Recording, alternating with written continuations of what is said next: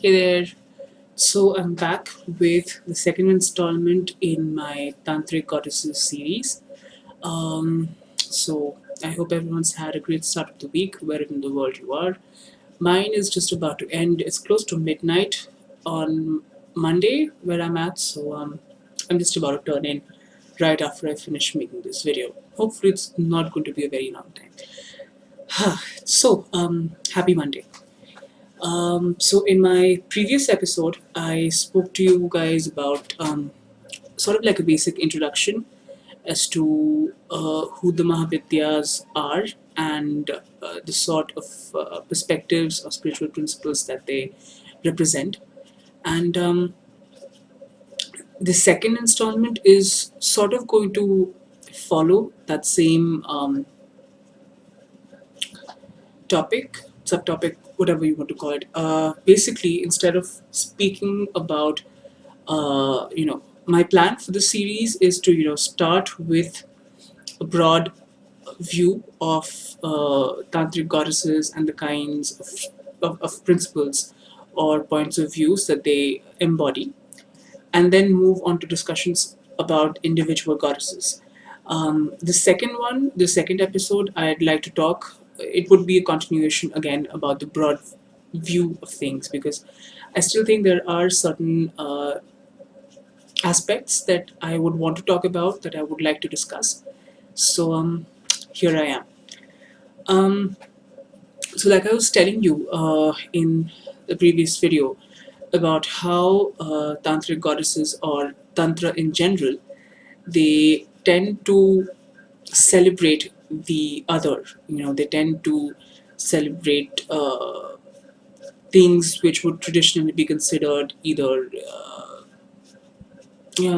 out of the norm, or in some cases negative or impure. So tantra in a big way does get into venerating all of those aspects of the human psyche or the human civilization. And I think, given that context, given that background, it really shouldn't come across as too surprising that tantric uh, philosophies and tantric mythologies do tend to take a very aggressively feminist sort of an angle. And when I say aggressive, I don't necessarily mean it in the sense of being, um, in the sense of it being militant. Not really. It's not that. It's just that you really cannot deny. You really cannot deny the symbologies. You really cannot deny the metaphors that they usually talk about. So, just for a quick background, uh, if you, I don't know how I'm not sure how familiar you guys are with more traditional portrayals of the Hindu goddesses, but you know the traditional Hindu goddess. You have Saraswati, you have Lakshmi, and you have Parvati. They're all traditionally depicted in very patriarchal ways. And when I say patriarchal, I don't necessarily mean that in a way that's negative. I just mean that, uh, the goddesses are venerated and worshipped from a much more, they're worshipped behind a straight male lens. And I do realize somewhat, and I do concede the point that the straight male lens can be construed as a modern day Western construct. But with that said, you cannot deny that the goddesses generally tend to be defined or worshipped in ways which would fall in with the traditional gender roles, wherein the woman or the female partner is supposed to be subservient to the male one. Um, if you contrast that with the tantric way of looking at things, and if the Vedic culture has goddesses like Parvati or Saraswati or Lakshmi, you do have equivalent deities in Tantra. Instead of Parvati, you have Tripura Sundari. Instead of Lakshmi, you have Kamala. Instead of Saraswati, you have well, who is the tantric equivalent of Saraswati? Probably Kali. But uh, what I mean to say is that you have tantric equivalents to most of the more popular Vedic goddesses. However, what's interesting is that the tantric goddesses are usually um, worshipped or are usually described from a very feminist perspective.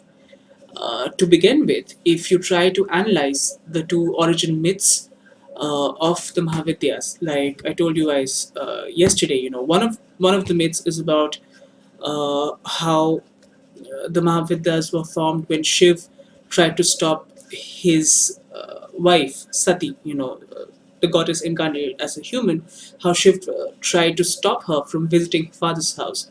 And that was something to which the goddess took offense. And from there, uh, that was when the Mahavidyas were created. That's one version. The other version is about how Shiv decides to turn away from his consort Kali, and he desires to go away from her to a place where she's not, and she creates the Mahavidyas as different aspects of herself to drive home the point that all of creation is a part of her. So there's no place you can go where you would not have the goddess. So the one common recurrent theme between both of them is uh, you have the woman taking the lead. The tantric devi or the tantric goddess is not subservient to Shiva at all. Quite the contrary. In most cases, you find the tantric goddesses either standing on or sitting on top of or having sex on top of her male consort. So the tantric woman would not be a woman who would just react or would just be content with um, the man taking care of her. That's really not the kind of role that the tantric goddess would fall into. The second theme that's recurrent in the origin myths is about how the Mahavidyas are created when there's domestic conflict between husband and wife. And it's interesting because the Mahavidyas are strongly associated with the female anger or the female wrath that gets aroused when they're not respected, when they're not accorded due respect, or when they're not accorded a due position as an equal in the relationship. So that's I guess one aspect that I really wanted to talk about because for me at least, whenever I read tantric literature or when I'm uh, reading about the tantric visions of how the divine feminine would act, I think for me at least, I can't uh, in my head I would always call them feminist interpretations of the divine feminine. And I think it's a pretty important aspect to discuss and keep in mind when you're approaching these deities. As pagans, it is quite important for us to be able to directly work with our gods and our goddesses. And I think this is, for anyone out there who would want to work with the tantric deities, with the tantric goddesses, I think this is an important thing to keep in mind. The tantric goddesses are not the traditional patriarchal vision of the way women are supposed to be. They are pretty strong feminists in their own way. They do not take secondary roles. They're not subservient to their consorts. They're pretty active. They're pretty active in that way. I hope this rambling mess of a video has been helpful for you, and If you'd like, clarifications or something that I haven't explained right or explained well enough, do let me know in the comments. Do like and subscribe, and I'll be back soon. Bye.